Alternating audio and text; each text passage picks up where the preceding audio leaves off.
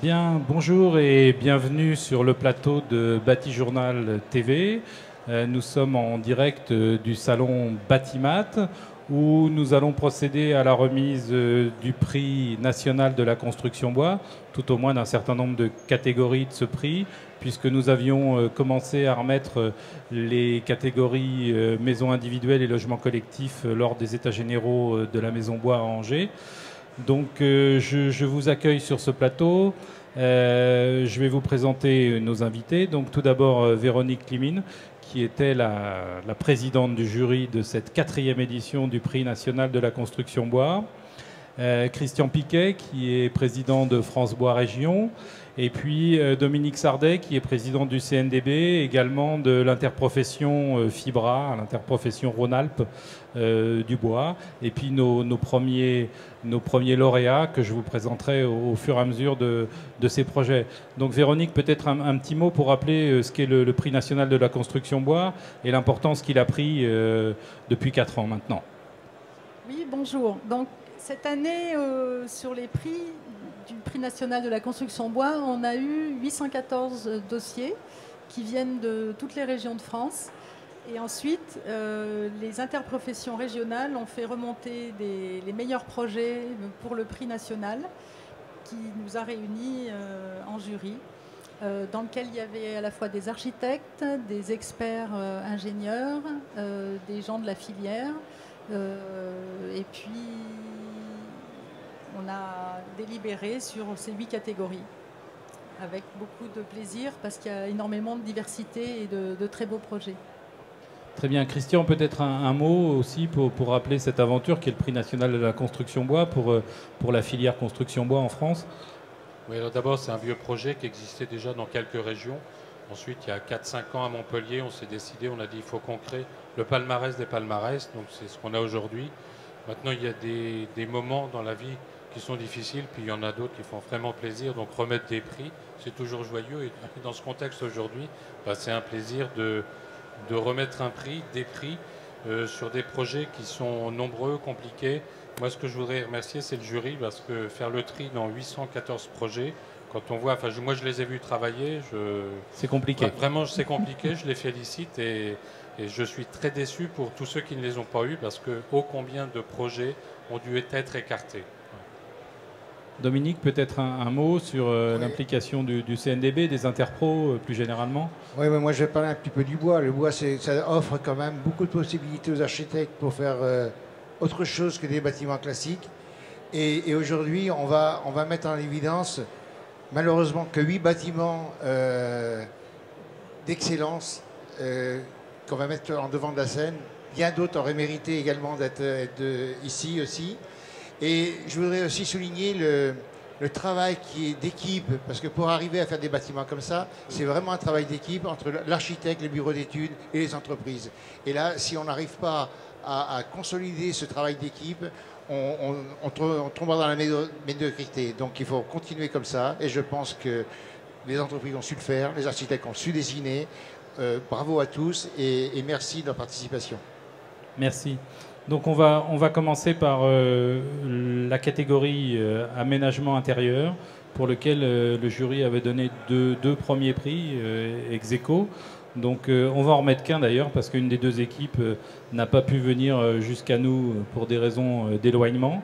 Mais on va quand même parler de leur projet, qui était une réhabilitation d'une bâtisse en pierre. Alors comme ils ne sont pas là pour défendre leur projet, je vais demander à Véronique de nous dire un peu ce qui a motivé finalement le choix du jury. Alors ce projet, il y avait des photos de la construction. Donc c'est une bâtisse dans un hameau de haute montagne qui était, il restait plus que 4 murs et pas très haut. Et ils ont rebâti à partir de là. Donc ce qui nous a plu, c'est vraiment la sobriété du langage avec la mise en valeur de la pierre. En sol, en escalier, en revêtement, et puis ensuite avec un seul élément de bois, une seule essence, faire les fenêtres, la porte, l'aménagement intérieur, des éléments d'escalier, des revêtements muraux. Et il y avait une structure aussi, un poteau porteur au milieu, la charpente. Donc c'était à la fois un duo entre deux matières et une jolie reconstruction. Très bien, ben on leur dit bravo à toute l'équipe et on leur fera parvenir bien sûr ce prix national qu'on ne leur remettra pas aujourd'hui. Donc maintenant on accueille Philippe Brachard qui est architecte et qui va recevoir donc ce premier prix ex aequo pour l'aménagement intérieur dans le cadre d'un projet sur une maison étroite. Alors est-ce que vous pouvez nous en dire un peu plus sur ce projet? Non, vous m'entendez? Ah, ça y est, ça marche. D'abord, merci. Donc oui, c'est projet de réhabilitation d'une maison de ville, une maison de ville à Bordeaux. La particularité, c'est qu'elle est très étroite. Elle fait juste 2,50 m par 13 mètres de long sur 3 niveaux, donc c'est assez original. Donc un petit projet, mais c'est la raison pour laquelle on... C'est un tour de force, voilà. Sur 2,50 m. Et donc, est-ce qu'on voit d'autres photos? Alors... ce qui était intéressant dans cette... c'était une réhabilitation assez classique, si vous voulez, avec des cloisonnements intérieurs, un escalier au milieu, des pièces sombres au milieu. Donc nous, notre premier travail, ça a été vraiment de libérer l'espace et d'aménager le long d'un mur, sur le long d'un mur, une paroi épaisse dans laquelle on allait trouver tous les aménagements nécessaires pour la maison, des rangements, les escaliers, de façon à pouvoir libérer l'espace et retrouver des traversées de fenêtres, enfin de façade à façade. Donc c'est un agencement en panneaux de contreplaqué, de peuplier. Le menuisier, là, c'est un artisan qui s'appelle Monsieur Duchesne. Ça ne s'invente pas quand même pour un menuisier. Il a vraiment très bien travaillé. Et donc... bon, voilà, après, on a aussi réorganisé chaque plateau de l'appartement, c'est-à-dire que la pièce de vie, au lieu d'être au rez-de-chaussée, est montée à l'étage pour avoir un peu plus de lumière. Le grenier est passé au rez-de-chaussée, donc entrée et grenier. On a retrouvé la chambre, du coup, au dernier étage. Voilà, bon, là, c'est une vue un peu particulière, elle est plongeante sur l'espace cuisson. Avec une bibliothèque parce que la cliente avait beaucoup de livres et donc voulait toujours avoir une vue sur les livres. Donc un projet très atypique. Alors sur ce projet très atypique, est-ce que Véronique pourrait nous en dire un mot sur le choix finalement du jury pour ce projet très original et très particulier? Alors, on sait que les architectes, plus il y a de contraintes, plus ils révèlent des disponibilités créatives. Donc, on a remarqué effectivement l'étrangeté de la parcelle et comment, grâce à l'aménagement intérieur, vous alliez tirer parti avec un mobilier qui reprenait beaucoup d'éléments. Vous alliez redonner de l'espace à tout cet aménagement pour une famille. Et ça nous intéresse aussi de voir comment, justement, dans l'aménagement des logements, on peut tirer parti de situations complexes. Bien, encore bravo et voilà la récompense.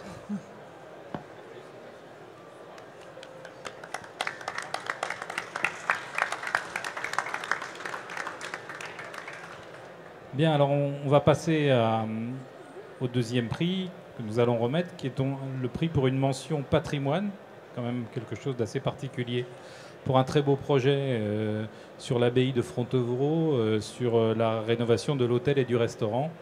Voilà, donc si vous pouvez nous en dire un mot. Donc, vous êtes du cabinet Patrick Jouin. La chef de projet de l'abbaye de Fontevraud. Donc effectivement, on a dû investir le prix Saint-Lazare pour y rénover un hôtel avec la demande de la région Pays de Loire de le transformer en hôtel 4 étoiles, d'y intégrer également un restaurant, un bar et un grand réfectoire. Donc c'était un challenge parce que c'est un monument classé et les architectes en chef des monuments historiques nous interdisaient de toucher aux murs et au plafond. Donc on a dû trouver des solutions et en créant de petites architectures à l'intérieur et des mobiliers intelligents. Et pour créer une expérience tout en gardant l'histoire de cet espace qui est quand même incroyable et où on sent vivre la pierre, on a souhaité introduire des matériaux mais eux-mêmes vraiment naturels. Et pour nous, il était évident d'y introduire le bois. Et on souhaitait faire travailler les entreprises locales. Et donc, on a fait appel donc, à des entreprises, l'Atelier Richer qui s'est associé avec C2A. Et l'idée était d'utiliser le chêne en provenance de France. On a eu une chance, vraiment une grande chance que les entreprises comprennent notre projet, qui était de faire vivre ce matériau qui est le bois. On ne voulait pas un bois parfait, un bois totalement lisse, mais un bois qui vive avec son temps. C'est-à-dire que dans la chapelle, on y a mis un grand bar avec donc un immense élément en bois. L'idée de Patrick Join, c'était presque d'aller dans la forêt, découper un immense chêne et ensuite de le tailler pour pouvoir s'y asseoir, y vivre dedans. Voilà, je laisse la parole à l'entreprise Richer. Merci. Oui, bonjour, François Banton. Donc, moi, je représente l'Atelier Richer, donc l'agenceur qui a réalisé cet ouvrage donc, sous la direction de l'agence Join-Mancou. Comme tu viens de le dire, en fait, ce projet, c'était un vrai challenge, et notamment au niveau de la recherche de la cohérence entre le modernisme, les agencements, la fonctionnalité exigée par un niveau de confort qui était donc prévu au cahier des charges, tout en respectant un lieu lourdement chargé d'histoire, avec un passé vraiment très prégnant et très présent à chaque porte, dans chaque pièce en fait. Donc l'Atelier Richer, nous on est une petite entreprise à taille humaine, à peu près une vingtaine de personnes. Et pour nous, enfin je peux dire que ça n'a pas été un projet comme les autres, parce qu'on en est sorti vraiment grandi à la fois sur le plan professionnel, surtout en raison de l'exigence de cohérence et de finition qu'on nous a demandé. Et puis grandi aussi sur le plan humain, parce qu'on s'est vraiment, toute l'entreprise, toute l'équipe s'est plongée dans l'état d'esprit du projet, dans cette recherche. Et je crois que pour nous, ça nous a beaucoup apporté. C'est vrai que c'est un très beau projet. Qu'est-ce qui a fait peser la balance?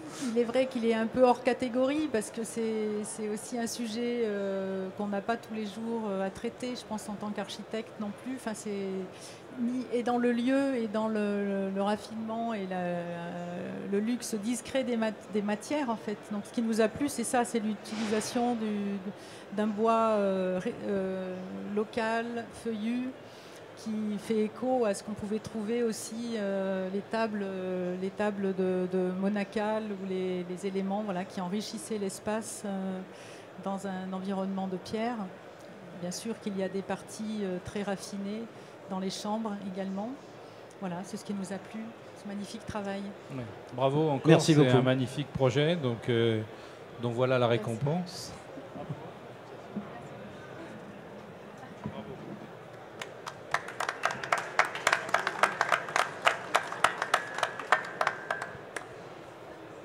Voilà, donc on va passer au prix suivant, donc le deuxième prix bâtiment et aménagement divers. Donc je reçois là Régis Roudil, architecte, et Pierre Anthony de l'entreprise Couturier.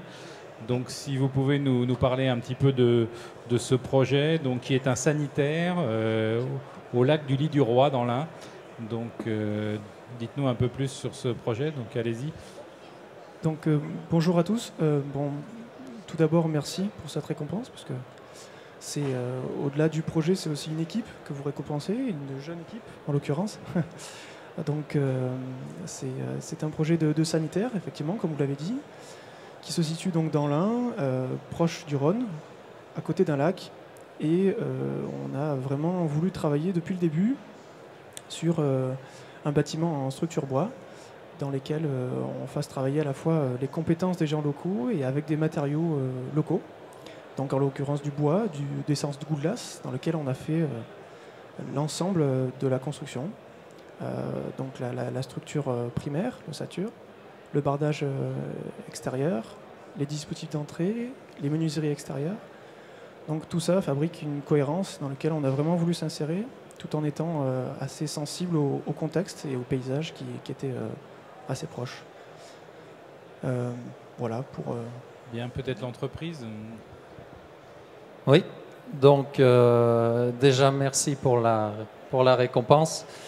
Ça fait plaisir de voir son entreprise récompensée.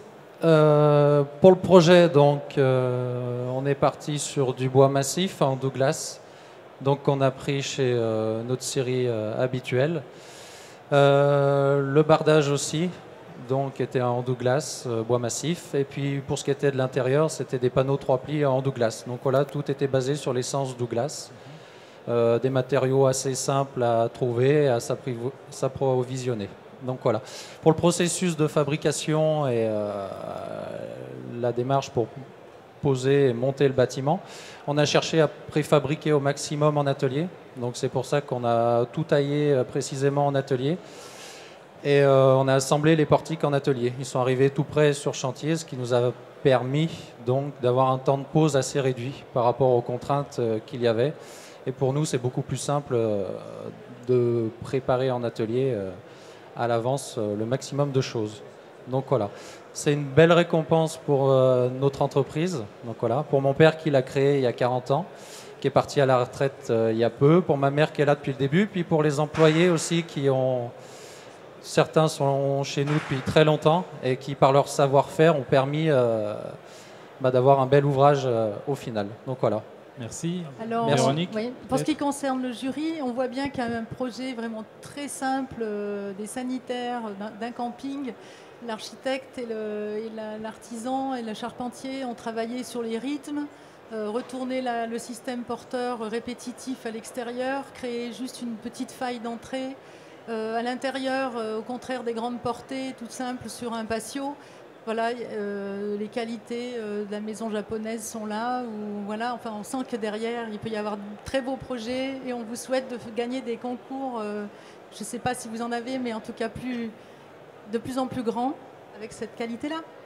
Bravo.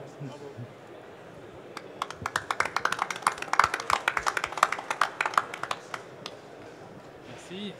Alors on va passer au prix suivant. Donc c'est le deuxième prix des bâtiments publics éducation et culture pour un projet de taille tout à fait différente puisqu'il s'agit du stade Alliance Riviera à Nice. Et donc on accueille Borina Andrieux du cabinet Villemotte, François Consigny du BET Aegis et Eddy Magne d'Arbonis pour nous présenter très rapidement ce projet. Oui, c'est vrai que les projets se succèdent et se ressemblent par le bois, pas par la taille, mais comme quoi une vraie qualité n'est pas due à la taille, mais vraiment à la recherche qui est faite. Et l'innovation est partout. Donc, quand nous avons participé à cet appel d'offres, c'était un PPP lancé par la ville de Nice, afin de créer un équipement multifonctionnel, comme on dit, une aréna urbaine mais atypique parce qu'elle se positionne dans cette vallée du Var, l'éco-vallée du Var. Donc on s'est dit qu'on allait chercher quelque chose de tout à fait nouveau, de non réalisé dans ce type de construction et l'idée du bois s'est imposée assez naturellement. C'est le cas de le dire. Donc il faut dire que ce bâtiment est l'ancrage, le signal vert est l'élément structurant de cette éco-vallée. Donc une structure en bois inédite qui n'a été réalisée que grâce à la collaboration exceptionnelle qu'il y a eu entre l'entreprise, entre les bureaux d'études et les constructeurs, une vraie équipe qui a réalisé cet ouvrage en 25 mois, ce qui a été quand même un record. Donc je me taire. Très bien. Oui, alors merci beaucoup pour ce prix. Nous sommes très fiers d'avoir conçu cet ouvrage de l'Alliance Riviera qui est incontestablement un ouvrage d'envergure, complexe tant géométriquement que structurellement. Et je pense que c'est peut-être une première pierre, ou plutôt un premier mandrin, je ne sais pas quoi dire, mais sur l'utilisation de ce matériau qui est incontestablement un matériau d'avenir et sur lequel nous réfléchissons d'ores et déjà à des utilisations en grande échelle dans la construction, comme sur les immeubles à grande hauteur. Voilà, et donc on est fiers de porter ce projet-là et l'avenir de ce matériau. Oui, donc le mot fierté revient beaucoup, c'est également le sentiment qui m'anime. Oui. Là, c'est bon? D'accord. Voilà. Donc, fierté, c'est effectivement un mot qui revient beaucoup et qui m'anime. Donc, déjà, fier de recevoir ce prix. Donc, toute l'équipe d'Arbonis et au nom du projet, on remercie le jury de nous avoir remis ce prix. Fier d'avoir d'avoir réalisé ce formidable ouvrage et puis d'avoir su relever ce véritable et ce formidable défi technique. Alors, pour revenir, on parle beaucoup de formidable, de grand, quelques chiffres quand même. Le lot charpente sur ce projet de stade a représenté plus de 30 millions d'euros de chiffre d'affaires. C'est 50 000 mètres carrés de surface couverte. Et aussi quelques mots qui illustrent la complexité technique. Quelques chiffres, c'est 2 ans d'études. Et derrière, c'est 6 mois de pause, quoi. Donc on voit un ratio temps d'études, temps de réalisation complètement inversé, donc très important. Au-delà de ça, ça a été une formidable aventure humaine au sein de tous les membres de l'équipe. Je pense qu'il y a le terme passion également derrière. Pour réaliser ce genre d'ouvrage, il faut vraiment des hommes et des femmes qui soient passionnés. Et c'est vraiment ce qui a animé toute l'équipe autour de ce projet. Des projets comme ça, je pense que dans une vie, ça se compte sur les doigts d'une main. C'est des projets qui font grandir l'entreprise, qui font grandir tous ces hommes et toutes ces femmes, quoi. Voilà. Donc au-delà de ça, c'est également, je pense que sur ce projet, on a fait la démonstration qu'en France, il y a des entreprises comme Arbonis qui sont capables de réaliser des grands projets, des grands défis, et donc capables de relever tous les défis qui attendent dans le futur, dans un futur proche, les défis des formidables défis pour la construction bois, quoi. Merci. Excusez-moi de dire un autre mot, c'est-à-dire que nous sommes encore plus fiers parce que ça a été reconnu internationalement. Nous avons reçu le prix à Chicago de meilleur ouvrage architectural de l'année dernière. Et je pense que la charpente était fondamentale dans ce choix.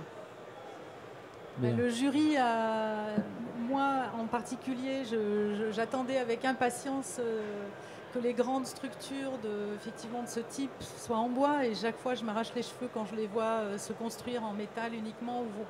Même si en béton, il y a eu des jolies expériences également, mais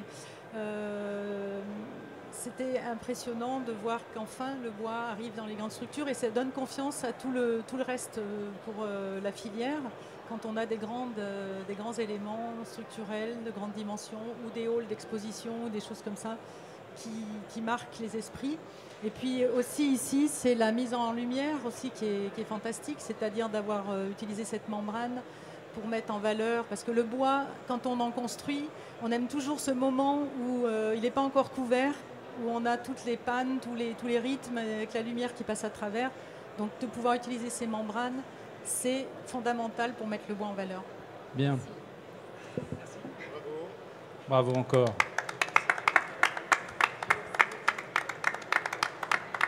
Voilà, et enfin, nous allons remettre un autre prix, donc le deuxième prix des équipements publics et bâtiments pour le bâtiment E-Wood Marseille des docks libres. Et donc, voilà, je reçois Stéphane Bouquet. Bonjour. Voilà, donc si vous pouvez nous présenter rapidement le projet, très très vite. Donc, on est en train de parler du projet de bureau de docks libres à Marseille. Donc vous voyez sur la photo, donc un bâtiment dont l'architecte est l'agence Carta associée à Marseille. Donc ce qu'il faut saluer sur ce projet, c'est en ce qui nous concerne, c'est le travail d'équipe très en amont, hein, parce que rappelons que ça fait plusieurs années qu'on développe le concept dans toute la France. Donc travail d'équipe entre l'architecte, les architectes et les bureaux d'études. Donc ce bâtiment a reçu un label bâtiment durable méditerranéen niveau or en phase chantier, confirmé en phase chantier. Donc vous voyez défiler sur les photos les principaux points, l'éclairage très basse consommation, un exceptionnel niveau d'éclairage naturel, le confort évidemment dans les bâtiments en bois, également une performance énergétique de moins de 38% par rapport au coefficient réglementaire. Voilà, un mot. Le maître d'ouvrage, comme la parole, le maître d'ouvrage, c'est important. Il y a beaucoup d'architectes. Une fierté d'équipe, je crois que c'est ce qui ressort de l'aventure. Une fierté de travail entre l'architecte, les maîtres d'œuvre, l'entreprise, il ne faut pas l'oublier. Je la cite, l'entreprise Matisse, Franck Matisse devait nous rejoindre, mais également une formidable collaboration entre les futurs occupants du bâtiment. Ça sera Next City, donc on en fait notre siège régional, notre fierté. Un deuxième enjeu, c'est la hauteur. Ça, on a beaucoup parlé des bâtiments en bois qui étaient plutôt limités. Et c'est l'enjeu du plan bois, notamment plan industrie bois avec la DIF bois, dont on représente la maîtrise d'ouvrage au sein de la DIF bois. C'est l'immeuble bois de bureau le plus haut de France, en structure bois. On présentait ce projet hier aux Canadiens, ce qui est le 3e forum international franco-québécois. Ils étaient assez bluffés par la qualité. Aller vendre du bois aux Canadiens, c'est quand même très fort. Mais en tout cas, ils sont venus le visiter et on va aller chez eux également le présenter. Les enjeux étaient multiples. Un bâtiment en bois entièrement ERP, c'est une première nationale. Deuxième enjeu sismique, parce qu'on est dans une zone sismique. Un métro au pied de l'immeuble, donc des contraintes fortes également. Et puis 3, je crois que là, monsieur a fait une allusion tout à l'heure au béton. Ben, on est peut-être demain, avec cette technique CLT, c'est le béton de demain. Il y a une révolution culturelle qui est en train de se dérouler et le bois Nexity et eWood poussent cette filière bois. Donc bravo à toute l'équipe qui a participé. Et puis demain, peut-être on a eu le 2e prix. L'année prochaine, on viendra peut-être pour avoir le 1er prix. Je le souhaite. Et j'excuse Roland Carta qui n'a pas pu venir. Ok.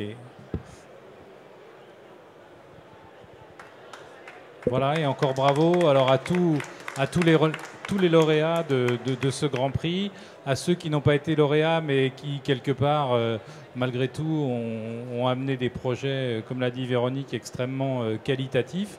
Donc, comme on le voit, la filière bois est très créative à travers une maîtrise d'ouvrage, une maîtrise d'œuvre et des entreprises qui savent travailler ensemble aujourd'hui.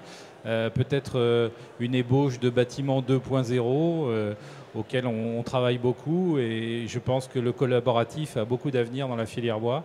Donc voilà. Un petit mot, j'invite tout le monde, si vous le permettez. Franck Matisse n'est pas là, donc je le représente, avec la casquette Adif Bois, que tous les gens convaincus par la filière, maîtres d'ouvrage, maîtres d'œuvre, bureaux d'études, collectivités, rejoignez-nous au sein de Adif Bois, l'association donc, qui est quand même le bras armé du plan Industrie Bois. Rappelons-le. Et on a accueilli Franck Matisse ce matin sur la matinale de la construction bois, où on parlait justement des possibilités de dynamiser la construction bois sur le marché. Merci à tous encore de votre présence et bravo à tout le monde et à tous ces beaux projets qu'on a pu voir. Je vous donne aussi rendez-vous au Salon des maires où il y aura encore des remises de projets sur le Grand Prix national qui continue sa tournée finalement et qui aura une étape supplémentaire encore. Donc vous pourrez en profiter encore sur de nouveaux prix. Voilà, merci à tous et à bientôt.